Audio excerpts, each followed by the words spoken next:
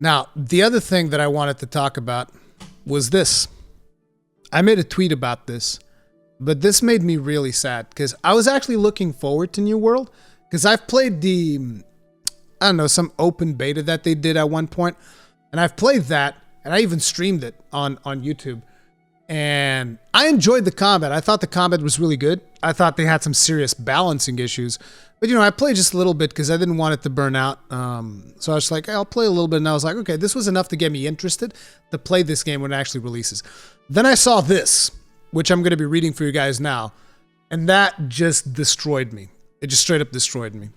So, some questions have come up recently from our alpha patch notes discussing an in-game storefront. Our plan in having a store is to create an outlet for players who find enough value in store items that they are happy to purchase them. Our plan is not, and never will be, to create a feeling that store items are necessary to enjoy the game. All players will be able to play the full game experience we ship without having to make store purchases. All store items at launch will be exclusively cosmetic in nature. And I want to make sure that you guys understand just how loaded this sentence is. All store items at launch will be exclusively cosmetic in nature. That means that after launch, it's almost like, okay, so at launch, we'll use lube, okay? So at launch, we'll lube you up real good before we do the deed. After launch, though, we're going to use sand, okay? So at launch, lube. After launch, sand. But at the end of the day, all you need to know is that you're going to get screwed, okay? It's not going to feel good.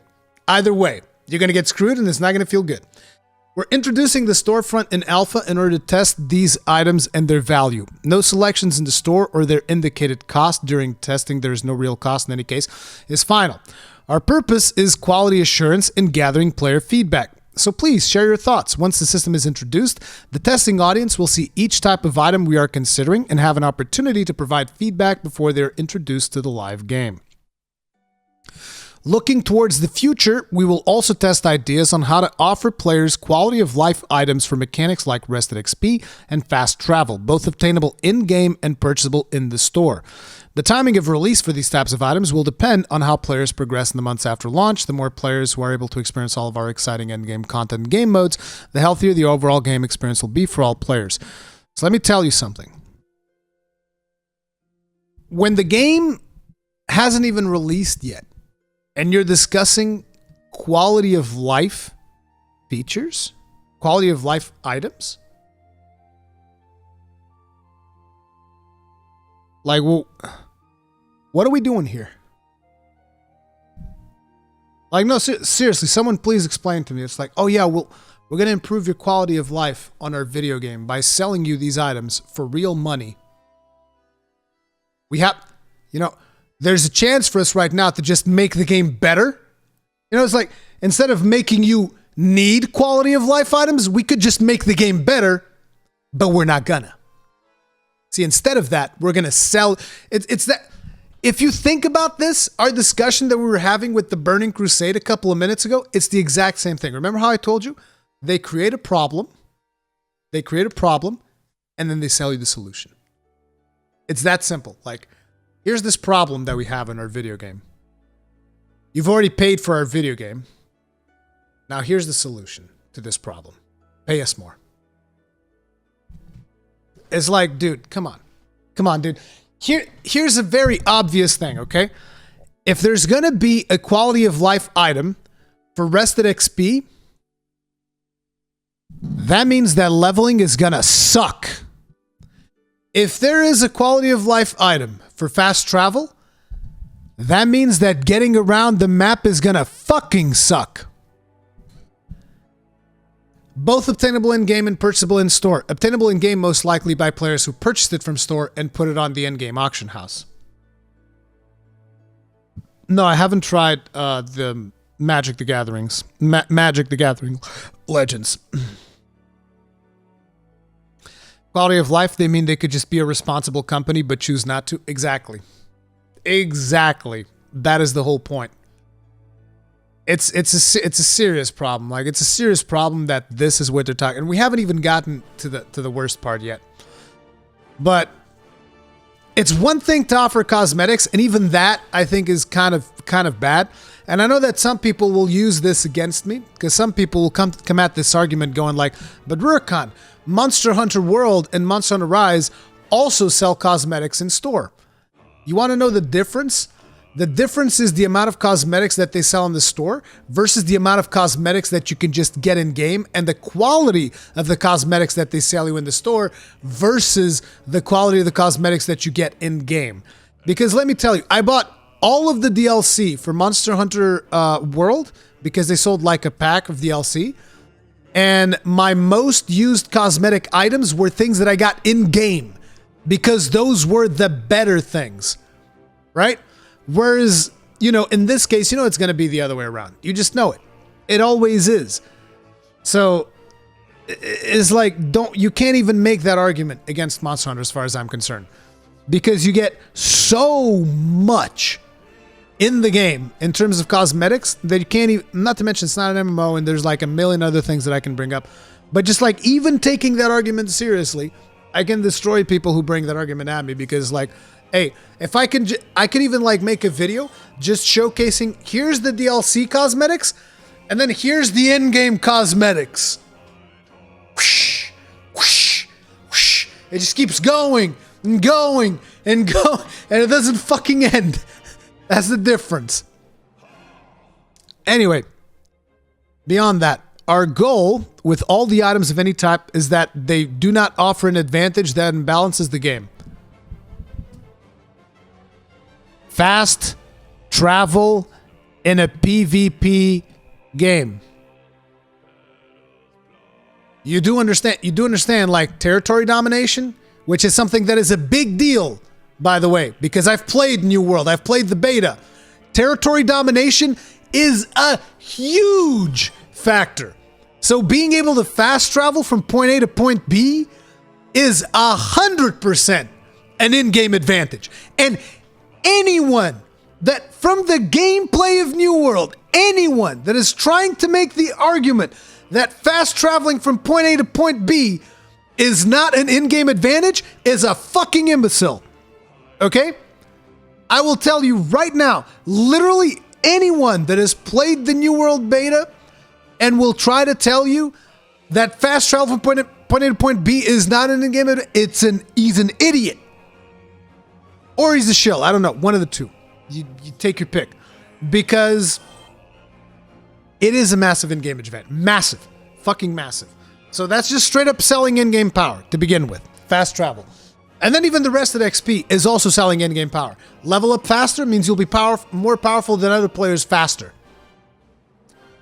Now the mission is like, items for mechanics like rested XP. It's like, the whole design behind rested XP is that it's a catch-up mechanic.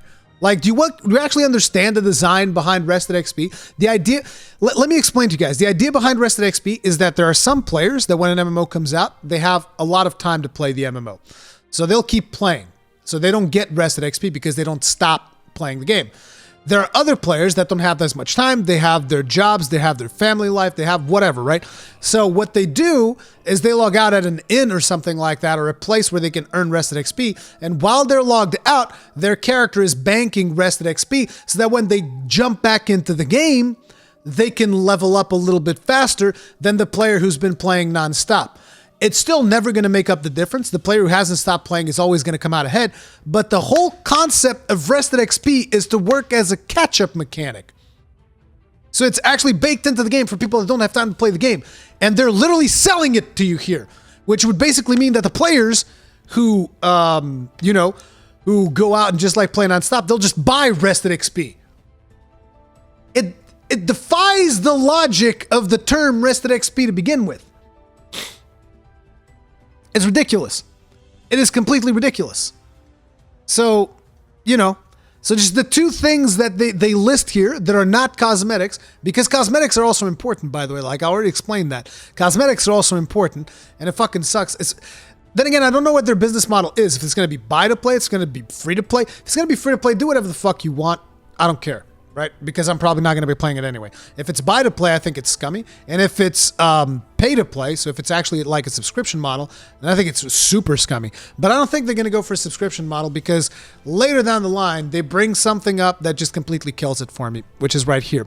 For transparency on future plans, we're also contemplating but have not finalized a Battle Pass style program that would combine store items on a periodic basis. This will also be tested ahead of time to ensure it provides strong value without disrupting gameplay for those not participating. Much further along, there's also the possibility of optional expansions, which would have a separate cost. A Battle Pass.